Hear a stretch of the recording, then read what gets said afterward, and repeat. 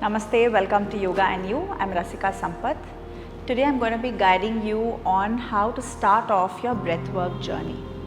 Now, I have deliberately called this breathwork and not pranayama because oftentimes a lot of breathwork and breathing exercises are confused as pranayama. It's very important to understand that these two are different things and not all breathing exercises are pranayama practice. Okay, so your breathing exercises or your breath work practice works at a much more gross level.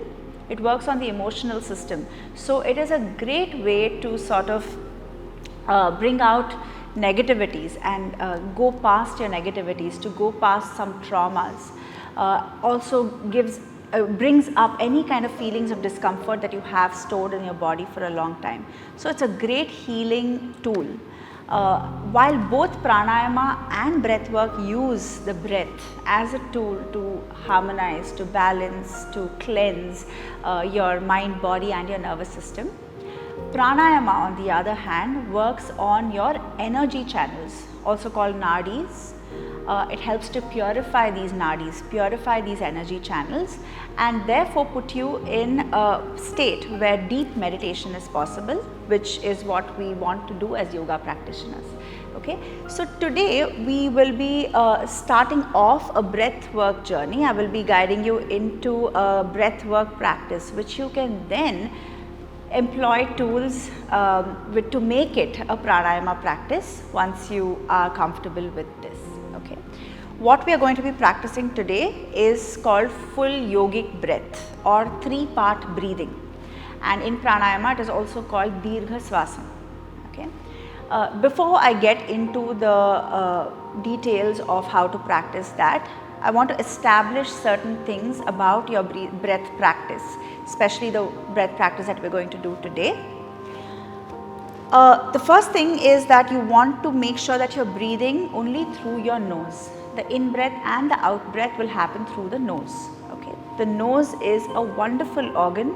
Lining of your nose actually sort of filters the air, and it prevents big particles from entering your system, entering your body, entering your lungs. And the mucous membrane prevents smaller particles from entering the system, and it also warms and humidifies the air. So oxygen exchange in your lungs becomes better. So please use your nose to breathe. Secondly, avoid over breathing. What does over breathing mean? Over breathing means,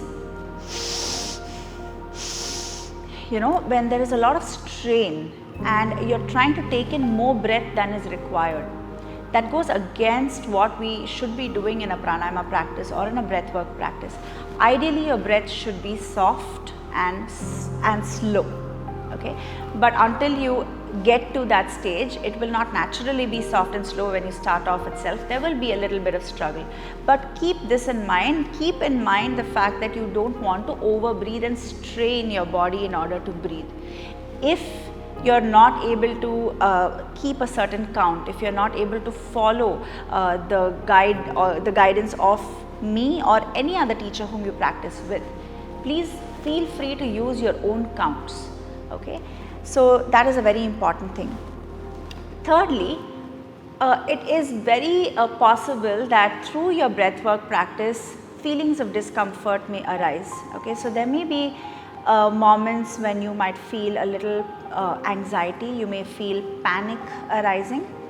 And this is also because your breath is a great tool. It gives you a great opportunity to bring out these layers of discomfort and trauma that you have stored inside your body for a long time.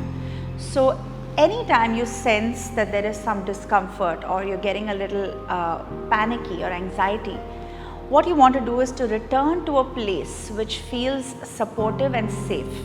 So the way you can actually assess that is that you can just sit and take a few deep breaths with me right now. And as you do that, you can just take your hand onto your body and just scan your body.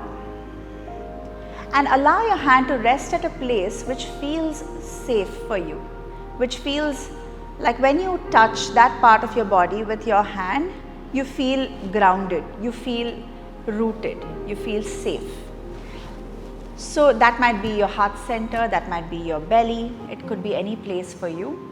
Make sure that you set that for yourself and return to that anytime you feel like you're getting a little overwhelmed by the practice. So first, before we begin, you want to try and understand if you're breathing right. Okay, this might seem like a very simple thing, but it is alarming how many people actually breathe wrong. The basic in-breath and out-breath that we are doing all the time is wrong. Okay, so I want you to place one hand over your belly and just notice your breath. Okay, notice the effect of the breath on your body. You'll be able to notice that in your hand. What's happening in your hand as you inhale and exhale. So what you want to notice here is that every time you inhale, you want to push the belly out. The belly moves into your hand. And as you exhale, the belly moves back in towards the spine. This seems like a very basic thing, but this is something that so many people get wrong, and unconsciously they're breathing the opposite way. So when they inhale, the belly goes in, when they exhale, the belly goes out. So first of all, you would want to correct that about your breathing if that's what's happening. So what is technically happening when you're breathing is that your diaphragm, which you're supposed to use to breathe, your diaphragm pushes down and so the belly goes out. And when you exhale, the diaphragm goes back into its place, so the belly goes back in towards the spine. This is a very simplistic explanation of how the breath works. So make sure that you're breathing from the belly first of all, and make sure that the belly goes out on the inhale and in on the exhale. All right.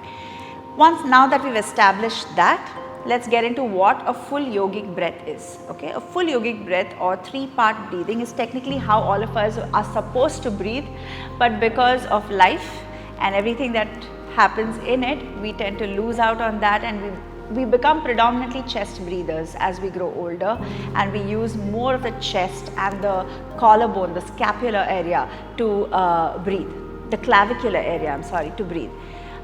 These are the muscles that we usually use when we are in a panic situation, when we are in a fight or flight situation, and so we do not want to engage that on a regular basis. We want to breathe from the belly 99% of the time. So that being said, the three-part breath involves three major parts where you should be feeling your breath every time you inhale and exhale. Starting at the belly. So when you inhale, the breath first moves into the belly and the belly puffs up, followed by the chest puffing up, and the breath ends at the clavicular region, which is around the collarbones, the upper chest area. Okay. So let's just feel for that. And when you exhale, it goes out the other way around. So your upper chest depresses, followed by the chest going in, followed by the belly going in. So let's just feel for that. One hand on your belly, one hand on your chest. And let's see if this is happening. Inhale, breathe into the belly. Breathe into the chest. Upper chest. Hold the breath for a moment. And as you exhale, breathe out, upper chest, mid chest, and finally the belly goes in. Let's do that a couple more times. Inhale, belly, chest, upper chest. Exhale, upper chest, chest, finally belly. One more time with me. Inhale, belly, chest, upper chest. Exhale, upper chest, chest, and belly.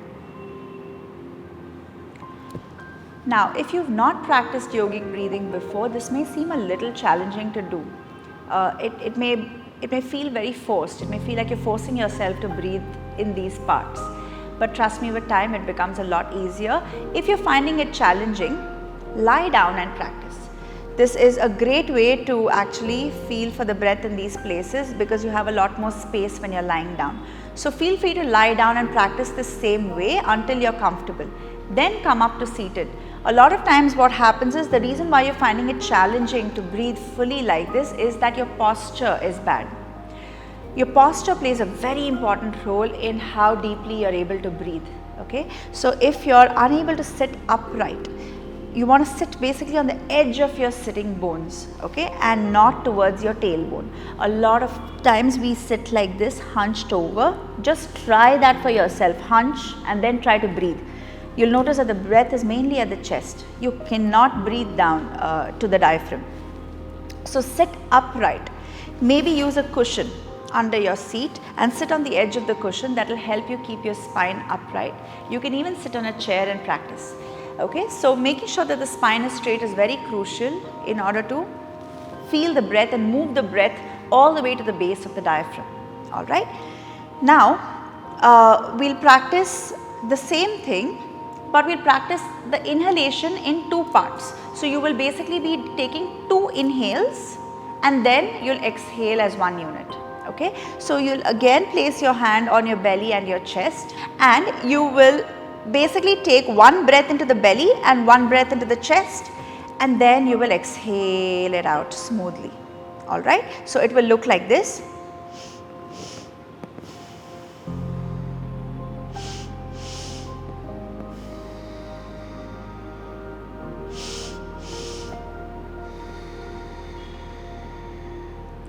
Okay. Now the reason why you are able to hear my breath so loudly is because I want you to know what I am doing. Normally you are not supposed to breathe so loudly, so your breath will be a lot softer than this. So try it out for yourself. If you are not able to focus the breath on your belly and your chest, it's okay. Just focus on taking 2 inhales and 1 exhale. Alright, let's go. We'll practice about 5 breaths like this. One hand on your belly, one hand on your chest. Let's go.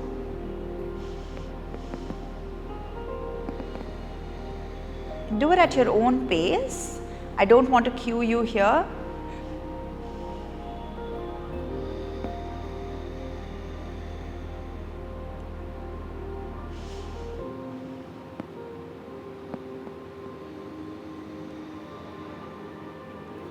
Two more breaths. Rather 2 more rounds.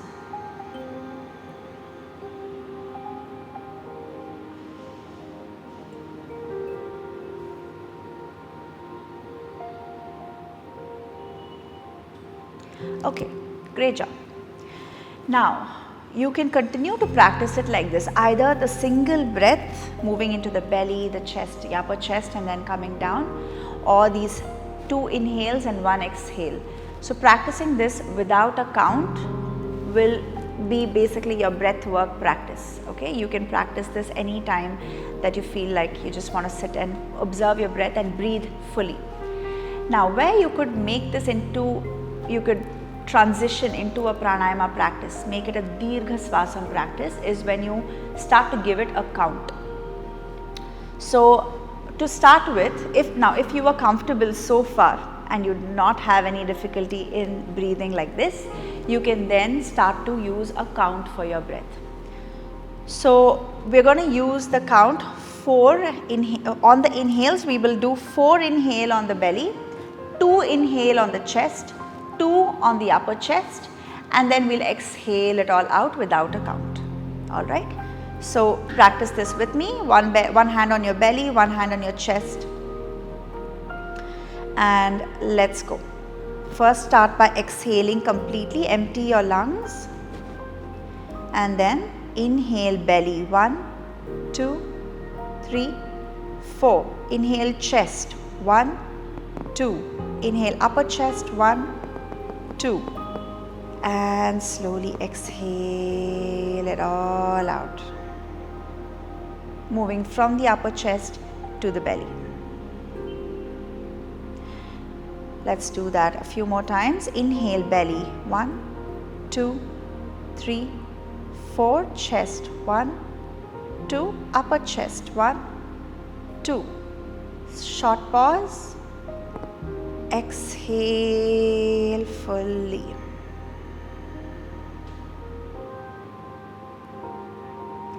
Let's do that one more time. Inhale belly, 1, 2, 3, 4. Chest, 1, 2. Upper chest, 1, 2. Hold. and exhale fully, moving from the upper chest to your belly. Lovely. Now you can continue to practice the same thing until you're very, very comfortable with this. We're moving one step ahead. If you're comfortable and you've practiced this for a while, we're going to add another element of a pranayama practice, which is called kumbhaka, or hold, breath hold. Okay. So we're going to do this at the top of the inhalation. So we'll inhale, we'll use the same counts, 4 on the belly, 2 on the chest, 2 on the upper chest, and then we'll hold the breath for 8 counts. We're going to try to hold it for 8 counts, not 8 counts, we'll do it for 10 counts in fact. Okay, you want to try to hold the breath for a little longer. So we'll try to hold it for 10 counts. If you're not able to hold it for 10 counts, hold it for as long as you're comfortable, and then when you feel yourself running out of breath, feel free to exhale at your own pace. We'll do about 3 rounds of this. Alright, let's breathe together. Hand on your chest and belly. Let's go. Inhale, belly 1, 2, 3, 4, chest 1, 2, upper chest 1, 2. Hold your breath. 1, 2, 3, 4, 5, 6, 7, 8, 9, 10. Exhale completely.